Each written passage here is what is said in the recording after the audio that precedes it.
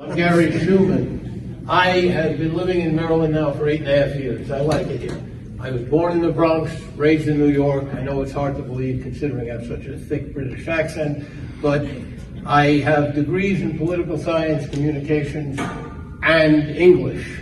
Coming from the Bronx, that's English as a second language, but I know Maryland has a lot of Ravens fans, even if it's not Baltimore. I'm not a Giants fan, don't worry. I went to Queens College at Shea Stadium. I'm not a Jets fan, I'm a Joe Namath fan. However, the point I was going to make is, Go Yankees. Why me? I'm sorry? Go Yankees. Oh, go Yankees. Actually, Mets, Yankees, it's both good. I feel that at this point, we need, first of all, and it's very difficult. Let me preface it by saying everybody loves Liz Cheney. She's very conservative. She's far from personable. She's Dick Cheney's daughter. But we love her because she stands up to Republicans. We need someone to stand up to some of the Democratic situation going on. You've been alienating Democrats. They're running from the party like it's on fire. And the liberals, we're not talking conservative Democrats, we're talking Democrats who are liberal.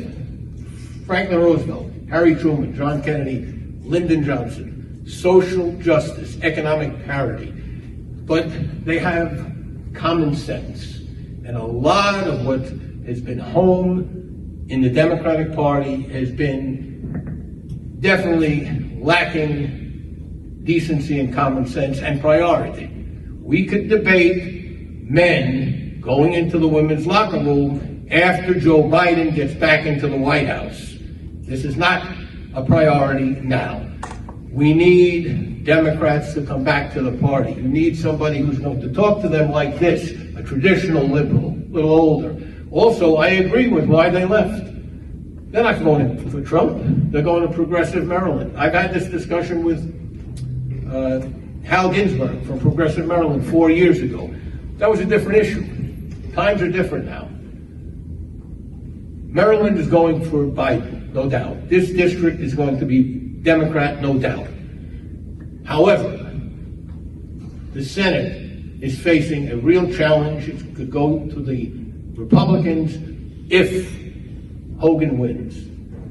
The only way to beat Hogan is not so much to campaign for David Trone. I never met him. He's not backing me.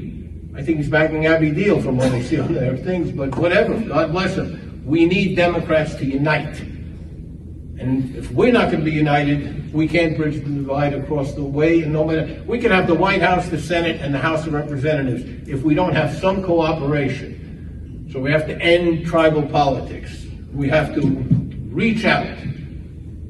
I was a little young for Vietnam, but I do remember one man, Allard Lowenstein, Democrat, congressman from New York, the first person to criticize the war in Vietnam. He started the Dump Johnson movement. He was a Democrat. And he was also, his closest friend in Congress was a guy named Donald Rumsfeld. You could criticize the party, but you shouldn't bring them down. So that's as far as why me, because I could bring these people back. Also, I walk the walk, I don't just talk the talk. I'm not putting anyone down. I do not accept PAC money. I don't accept Pac-Man money, Ms. Pac-Man money, Donkey Kong money. I don't take donations. I'm not trying to buy your vote. My vote's not for sale when I represent you. Also, oh, by the way, I'm not just talking out of my, if that's it, well, what good is it? After college, I ran the district office for New York State Assemblyman Arthur Cooperman for 3 years.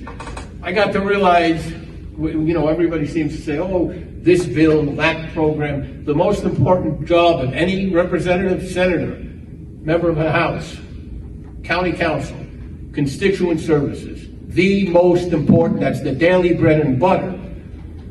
And I plan to leave my office open round the clock 24/7. With a budget of almost $1 million, it's possible, and I will do it.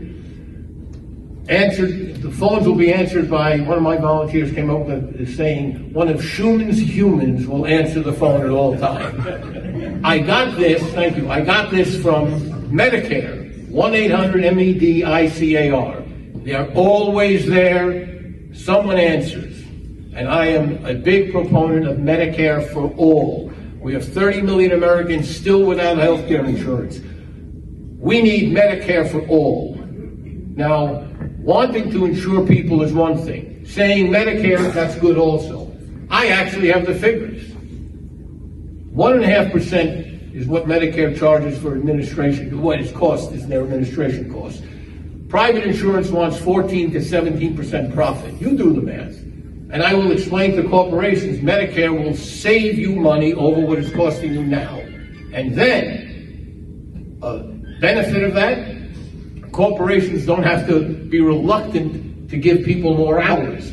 They're keeping people at like 25, 26 hours. I think the threshold is 28 or 29, you may know. And at that point, they have to pay for their health care insurance. So I also like to call myself an holistic politician.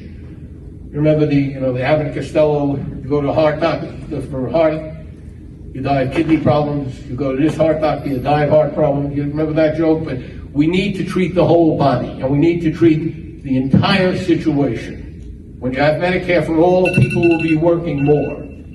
Who's calling me? People will be working more. They'll have more hours, they'll be higher. Furthermore, they'll be healthier. And we also need a rise in minimum wage. I would demand $18 an hour. They'll say, you said 15 a few years ago. Well, that was then. And we'll back and forth, and we'll settle on like 17 an hour, 16 and a half. Every year, there must be an increase equal to CPI. If eggs go up 5%, you have to go up 5%. Not 5% tops, not half CPI. And in that bill also, there must be an annual increase for people on fixed incomes. There hasn't been a reasonable increase. Last year was 1.5%. That's a disgrace. And one quick thing, SNAP, food stamps. We have to clean it up. We have to make sure the people who need the food stamps get it. Now it's $15 a month for most. That's a latte and a muffin in Starbucks.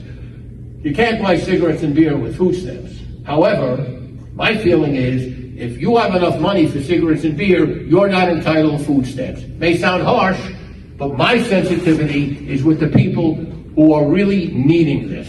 Another quick thing is, the food stamps I said, but like I said, I'll keep the office open, I'll bring Democrats back, and everything I say is meaningless if you cannot prove to some Republicans this will be good and it will be reasonable priced. And I could reach across the aisle.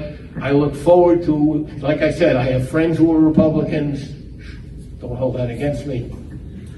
And I will be your next and best congressman. And if I don't do what I say, you know what? In 2 years, you vote me out, you curse me out.